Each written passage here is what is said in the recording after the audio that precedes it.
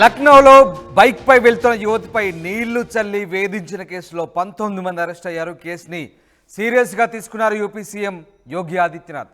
ముగ్గురు అధికారులపై బదిలీ వేటు వేశారు. లక్నోలోని గోమతి నగర్ సమీపంలో గత బుధవారం ఈ ఘటన జరిగింది. భారీ వర్షాలకి రోడ్డుపై నీరు నిలిచిపోయింది. వర్షపు నీటిని వాహనదారులపై చల్లారు పలువురు ఆకుతాయిలు. ఓ వాహనంపై నుంచి యువతి పడిపోయినా ఆ యువకులు ఆగలేదు. యువతిని అసభ్యకరంగా తాకారు పలువురు.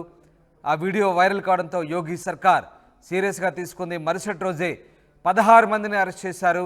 తాజాగా మరో ముగ్గురిని అరెస్ట్ చేశారు పోలీసులు. ఇంకా పలువురిని గుర్తించి పనిలో ఉన్నారు ఖాకీలు. మొదట సాధారణ కేసుగా నమోదు చేశారు పోలీసులు. సీఎం యోగి జోక్యంతో కేసు అప్గ్రేడ్ అయింది. Lucknow east zone DCP, ADCP, Gomti Nagar CI transfer అయినట్టుగా తెలుస్తుంది. ఈ ఘటనపై ముఖ్యమంత్రి యోగి చాలా సీరియస్గా స్పందించారు. ఘటన వైరల్ కావడంతో ఒక్కసారిగా చర్చనీయాంశంగా మారింది.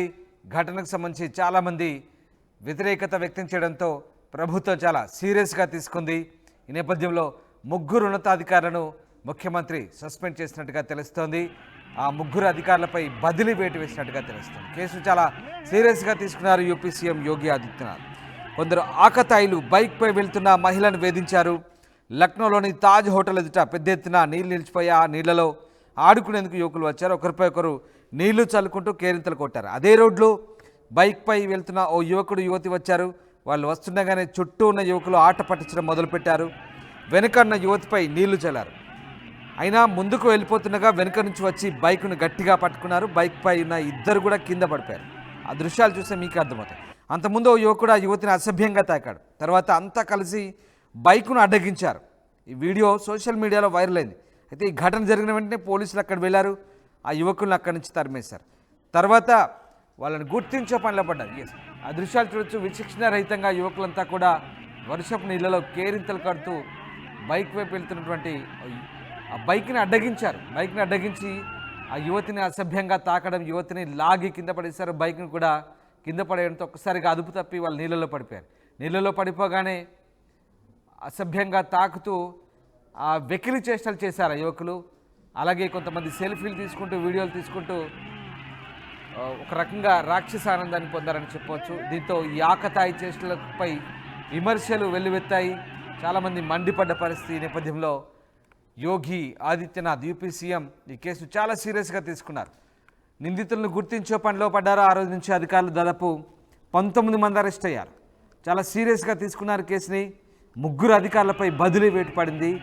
లక్నోలోని గోమతి నగర్ సమీపంలో గత బుధవారం జరిగింది ఘటన. వర్షపు నీటిని వాహనదారులపై చల్లడమే కాదు, వాహనదారులను అటకాయించారు.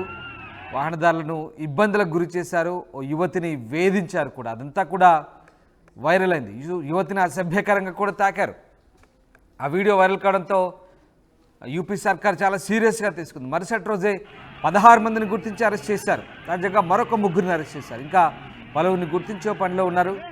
మొదట చాలా సింపుల్గా తీసుకున్నారు. సాధారణ కేసుగా పోలీసులు నమోదు చేశారు. తర్వాత ముఖ్యమంత్రి జోక్యంతో కేసు అప్గ్రేడ్ అయింది. Lucknow east zone DCP, ADCP, Gomti Nagar CI ఈ ముగ్గురిని కూడా ట్రాన్స్ఫర్ చేస్తూ ప్రభుత్వం నిర్ణయం తీసుకుంది. ముగ్గురు ఉన్నతాధికారులని ట్రాన్స్ఫర్ చేయడం, బదిలీ చేయడం అంటే మామూలు విషయం కాదు. ఎందుకంటే ఆకతాయిల పని చాలా దుర్మార్గంగా వ్యవహరించారు.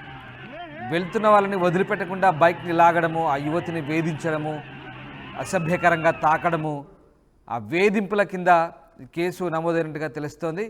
దాదాపు 16 మందిని తొలుత గుర్తించారు. తర్వాత మరొక ముగ్గురిని గుర్తించారు. ఇప్పటికైతే 19 మందిని అదుపులోకి తీసుకుని తెలుస్తుంది. మరింత మందిని గుర్తించే పనిలో ప్రభుత్వం ఉంది. పోలీసులు చాలా సీరియస్గా వ్యవహరిస్తున్నారు.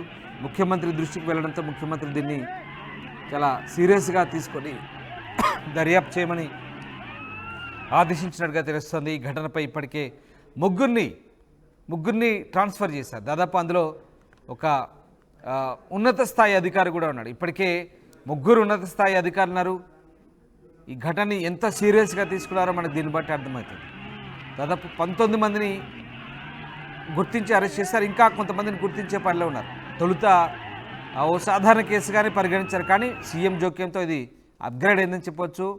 ఈస్ట్ జోన్ డీసీపీ అంటే ఒక ఐపీఎస్ అధికారి. ఏకంగా ఐపీఎస్ అధికారితో పాటు ఓ అడిషనల్ డీసీపీ, ఆయన తర్వాత గ్రేడ్లో ఉన్నటువంటి మరొక ఉన్నతాధికారి, తర్వాత ఒక సిఐ, ఇంతమంది ఉన్నతాధికారులు ఒక ఐపీఎస్తో సహా ఇంకా ఇద్దరు ఉన్నతాధికారులకు కూడా బదిలీ చేశారంటే ముఖ్యమంత్రి ఎంత సీరియస్గా తీసుకున్నారో అర్థం చేసుకోవచ్చు. ఇలాంటి ఘటనలు పునరావృతం కాకుండా ఇదొక హెచ్చరిక లాంటిదంటూ యూపీ ప్రభుత్వం భావిస్తుంది. ఈ నేపథ్యంలో ప్రస్తుతం ఇంకా మరికొంతమంది నిందితులను గుర్తించే పనిలో ఉంది యూపీ సర్కార్.